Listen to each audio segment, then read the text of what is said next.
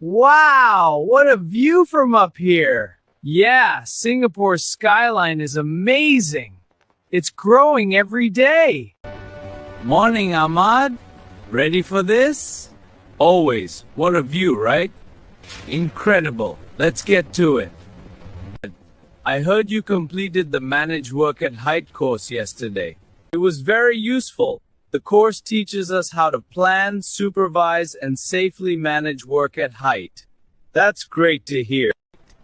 We also learned the roles and responsibilities of supervisors and workers on the construction site. Ravi, you learn legal requirements and approved code of practice for WA and the standards and the roles of all stakeholders. It's crucial. You will also learn risk management. Yes, fall control measures, a fall prevention plan, and individual fall protection. Ahmed, what is the duration of this course? Ahmed, 20.5 hours, and it's only in English. Perfect, thanks. After successful completion of the course and assessment, you'll be awarded a safety pass from the academy.